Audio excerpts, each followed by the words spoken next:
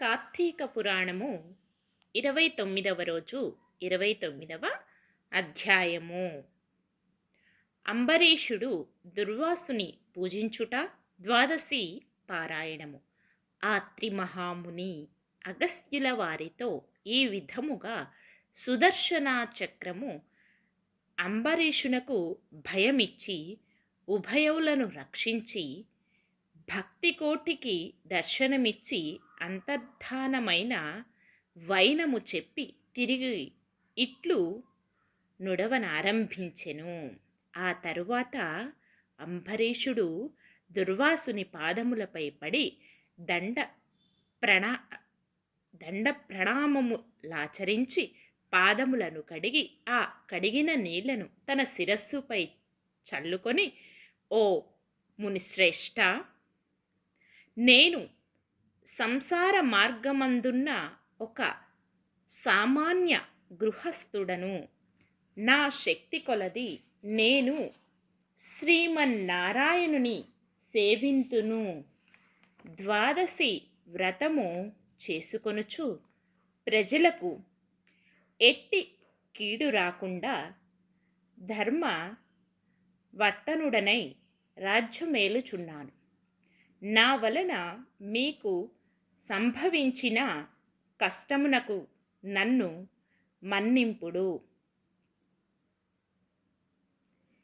మీ ఎడల నాకు అమిత ప్రేమ అనురాగముండుట చేతనే తమకు ఆతిథ్యమివ్వవలనని ఆహ్వానించితిని. కాన నా ఆతిథ్యమును స్వీకరించి నన్నును నా వంశమును పావనము చేసి కృతార్థుని చేయుడు. మీరు దయార్థ హృదయులు ప్రథమ కోపముతో నన్ను శపించినను మరల నా గృహమునకు విచ్చేసితిరి. నేను ధన్యుడనైతిని. మీ రాక వలన శ్రీ మహావిష్ణువు యొక్క సుదర్శనమును చూచు భాగ్యము నాకు కలిగినది. అందులకు నేను మీ ఉపకారమును మరువలేకున్నాను. మహానుభావా, నా మనస్సు సంతోషముతో మిమ్మెట్లు స్తుతింపవలయునో నా నోట పలుకులు రాకున్నవి. నా కండ్ల వెంట వచ్చు ఆనంద బాష్పములతో తమ పాదములు కడుగుచున్నాను. తమకు ఎంత సేవ చేసినను ఇంకను రుణపడి ఉందును. కాన ఓ పుణ్యపురుష, నాకు మరల నరజన్మ రాకుండా ఉండేటట్లును సదా మీ బోటి మునిశ్రేష్ఠుల యందును ఆ శ్రీమన్నారాయణుని యందును మనస్సు కలవాడనై ఉండునట్లును నన్నాశీర్వదించుడని ప్రార్థించెను. సహపంక్తి భోజనమునకు దయచేయుమని ఆహ్వానించెను.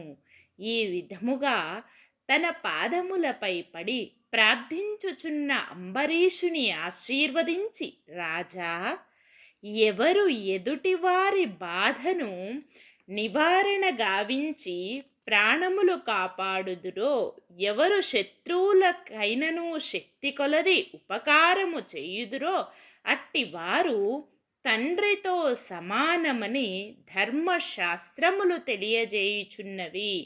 నీవు నాకు ఇష్టుడవు, తండ్రితో సమానుడవైనావు. నేను నీకు నమస్కరించినో నాకంటే చిన్నవాడగుట వలన నీకు క్షీణము కలుగును. అందుచేత నీకు నమస్కరించుటలేదు. నీవు కోరిన ఈ స్వల్ప కోరికను తప్పక నెరవేర్చెదను. పవిత్ర ఏకాదశి వ్రత నిష్ఠుడవగు నీకు మనస్తాపమును కలగచేసినందులకు వెంటనే నేను తగిన ప్రాయశ్చిత్తమును అనుభవించి తిని. నాకు సంభవించిన విపత్తును తొలగించుటకు నీవే దిక్కైతివి. నీతో భోజనము చేయుట నా భాగ్యముగాక మరొకటి అగును అని దుర్వాస మహాముని పలికి అంబరీషుని అభీష్టము ప్రకారము పంచభక్ష పరమాన్నములతో సంతృప్తిగా విందారగించి అతని భక్తిని కడుంగడు ప్రశంసించి అంబరీషుని దీవించి సెలవు పొంది తన ఆశ్రమునకు వెళ్ళెను. ఈ వృత్తాంతమంతయు కార్తీక శుద్ధ ద్వాదశి దినంబున జరిగినదిగాన ఓ అగస్త్య మహాముని, ద్వాదశి వ్రత ప్రభావమెంతటి మహత్యము గలదో గ్రహించితివి గదా. ఆ దినమున విష్ణుమూర్తి క్షీరసాగరమందున్న శేషశయ్యపై నుండి లేచి ప్రసన్న మనస్కుడయ్యుండును కనుకనే ఆ రోజుకి అంతటి శ్రేష్టతయు మహిమయు కలిగినది. ఆ దినమున చేసిన పుణ్యము ఇతర దినములలో పంచదానములు చేసినంత ఫలమును పొందును.